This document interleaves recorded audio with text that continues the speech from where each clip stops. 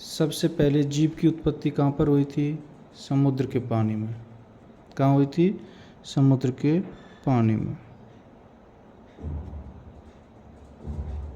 सबसे पहले जीव की उत्पत्ति समुद्र के पानी में हुई थी। समुद्र के पानी में हुई थी। जीवन की उत्पत्ति के समय पृथ्वी पर औपचारिक प्रकृति का वातावरण था।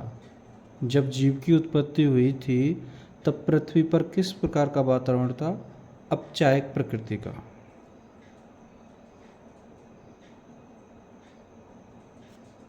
पृथ्वी पर जीव की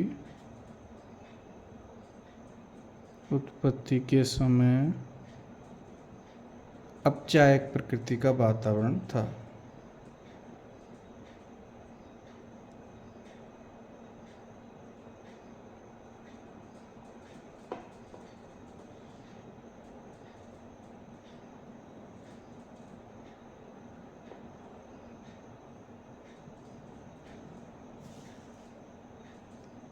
समय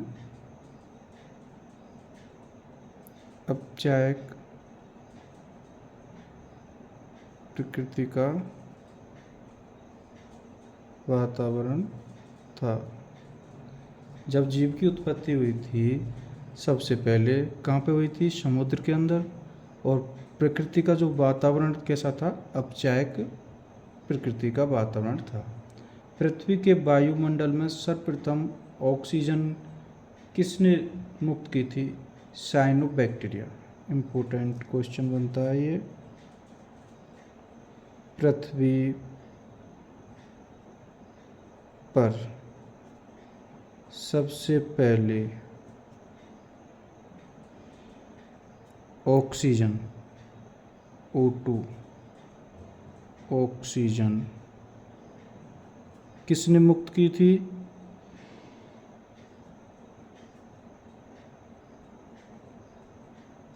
सबसे पहले ऑक्सीजन किसने मुक्त की थी? साइनोबैक्टीरिया नाम। साइनोबैक्टीरिया।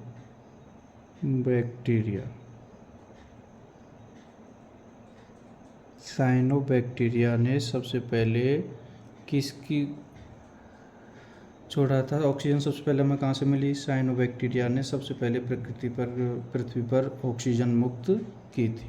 किसने की थी? साइनोबैक्टीरिया ने मुक्त की थी।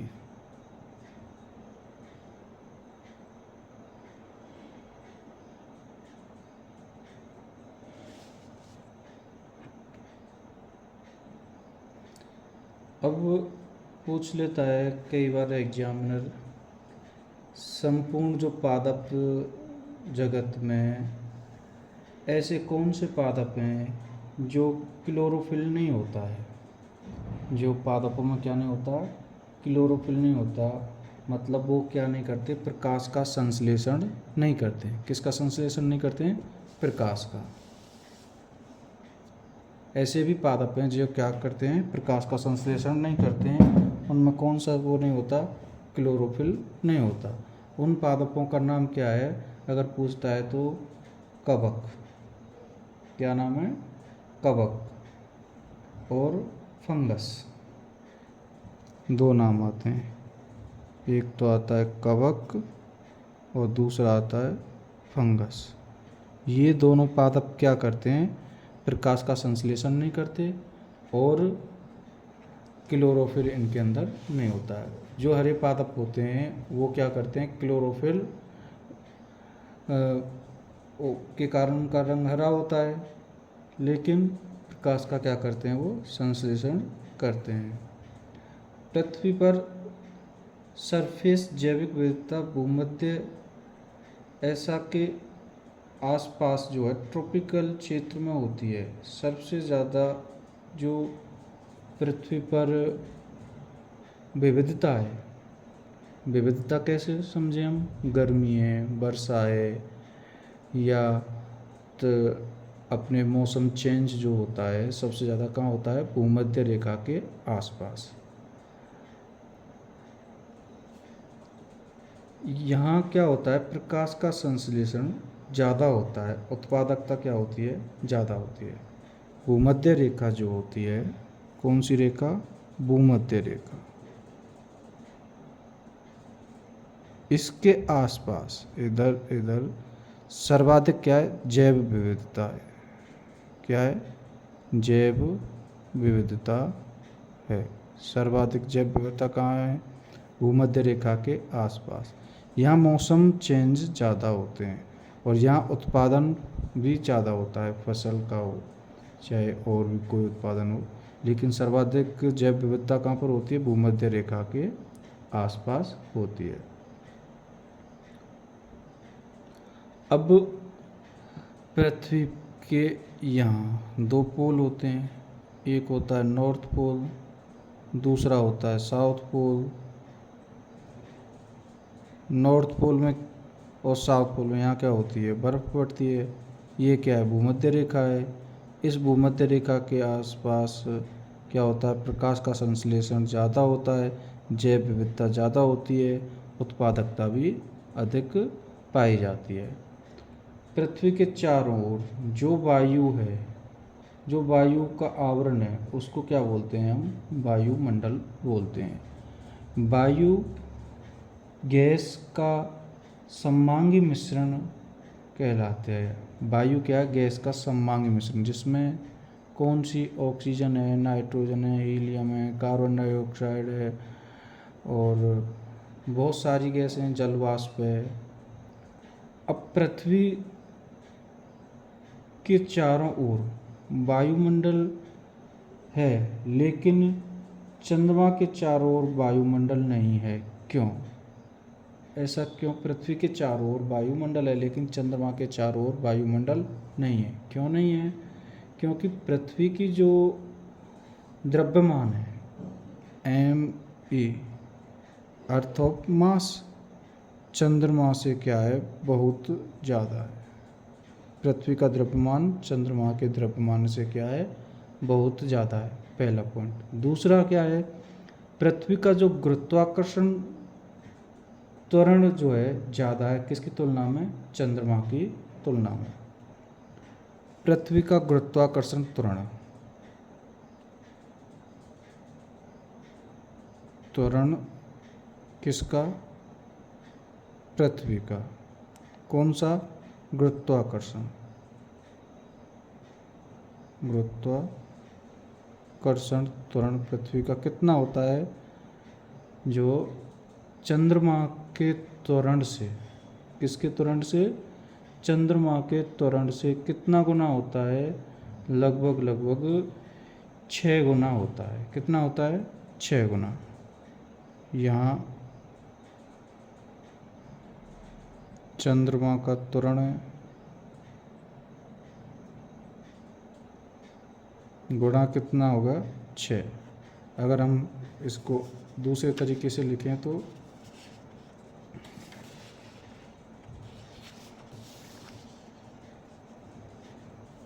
चंद्रमा का त्वरण अगर आपको लिखना है, चंद्रमा का त्वरण, पृथ्वी का जो त्वरण है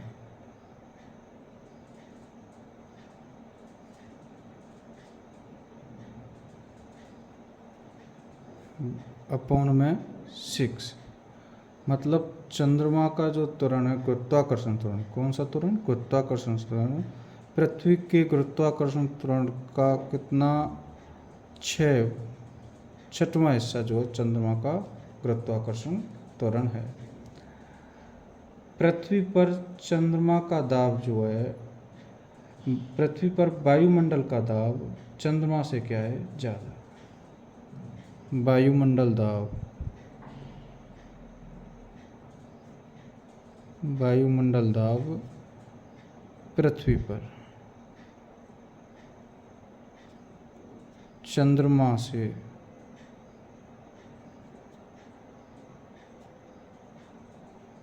से क्या है? ज़्यादा है।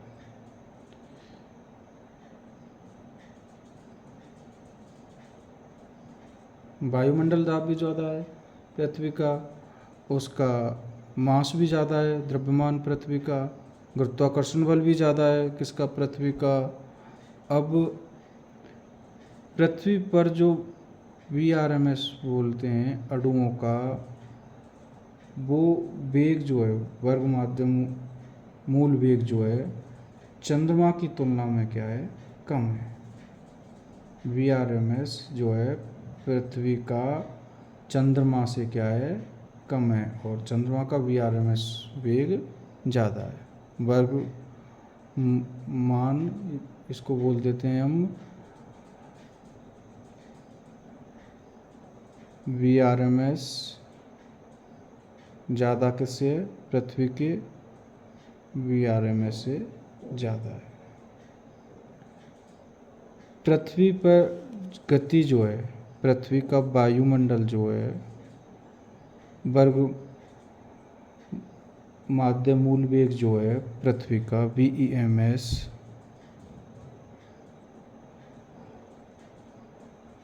कितना होता है, 11.2 किलोमीटर पर सेकेंड।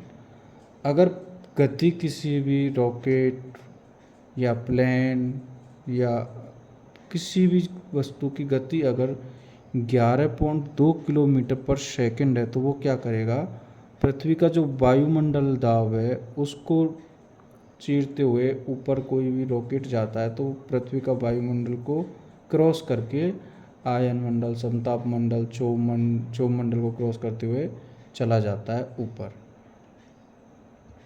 VES किसका, चंद्रमा का। VES चंद्रमा का कितना होता है, 2.4 किलोमीटर पर सेकेंड। अगर हम बात करते हैं चंद्रमा का त्वरण पृथ्वी के त्वरण का कितना 6वां हिस्सा है, यानी कि 1/6 पृथ्वी के त्वरण का। वायुमंडल दाब पृथ्वी का चंद्रमा से क्या है, ज़्यादा है। VRMS वर्गमूल माध्य वेग जो होता है चंद्रमा का पृथ्वी से क्या है, ज़्यादा है। VES जो अपना वेग है पृथ्वी का वो कितना होता है, 11.2 किलोमीटर पर सेकेंड होता है। चंद्रमा का VES कितना होता है, 2.4 किलोमीटर पर सेकेंड होता है। चंद्रमा पर पानी की बोतल अगर खोलते हैं हम तो उसके अंदर पानी जो होता है तुरंत वाष्प बन के क्या होता है, उड़ जाता है। चंद्रमा पर अगर आप पानी की बोतल खोलोगे तो उसका पानी भाप बन के क्या होगा, उड़ जाएगा। ऐसा क्यों होता है, क्योंकि वहाँ पर वायुमंडल का जो दाब है, वायु दाब जो है वो क्या है, बहुत कम है। इस वजह से क्या है, वो बॉयल होके वाष्प बन के क्या होता है, वो उड़ जाता है पानी। ऐसे अगर हम समुद्र के किनारे खाना बनाते हैं, कुछ भी बनाओ आप, चावल पकाओ या खाना बनाओ, कुछ भी बनाओ आप, तो वो जो है आपका चावल बहुत जल्दी पकता है। समुद्र के किनारे खाना बनाओगे चावल बहुत जल्दी पकता है। इसका रीज़न क्या होता है कि इसका सबसे बड़ा रीज़न होता है वहाँ पर वायुमंडलीय दाब बहुत अधिक होता है समुद्र के किनारे, जिस वजह से चावल या खाना बहुत जल्दी पकता है। अगर पहाड़ों पर आप चले जाओ, ऊंचाई पर, जितनी ऊंचाई पर जाओगे वहाँ वायुमंडल का दाब क्या होता है, कम होता जाएगा। जितना वायुमंडल का दाब कम होगा उस वजह से क्या होता है, खाना बनाने में टाइम लगता है। गैस है या लकड़ी है, कुछ चीज़ से भी खाना बनाओ तो उसको बनने में, गलने में टाइम लगता है खाना बनाने में। अब हम प्रेशर कुकर की बात करते हैं। किसकी, प्रेशर कुकर की। प्रेशर कुकर में हम खाना पकाते हैं, चावल है, दाल है, सब्जी है, कुछ भी खाना पकाते हैं तो वो कढ़ाई की तुलना में जल्दी पक जाता है। क्यों, क्योंकि उसके हम ढक्कन बंद करते हैं कुकर का तो उसमें क्या है, वायुमंडल का दाब जो है बढ़ जाता है। किसके अंदर, कुकर के अंदर।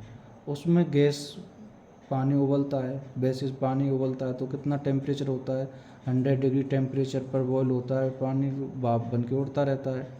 लेकिन कुकर के अंदर क्या होता है, उसका टेम्परेचर 120 डिग्री तक चला जाता है। किसका, वाटर है, पानी का। जिस वजह से खाना क्या होता है, जल्दी पक जाता है। उसके अंदर गैस का क्या बन जाता है, दबाव बन जाता है, जिससे खाना जल्दी पकता है। यही वजह है कि समुद्र के किनारे खाना बनाने पर जल्दी बनता है। पहाड़ों के ऊपर अगर आप ऊंचाई पर खाना पकाओगे तो टाइम में पकेगा। और चंद्रमा के ऊपर आप पानी की बोतल खोलते हैं तो वो भाप बन के पानी उड़ जाता है। उसका भी रीज़न क्या है, वहाँ पर वायुमंडलीय दाब बहुत कम है पृथ्वी की तुलना में।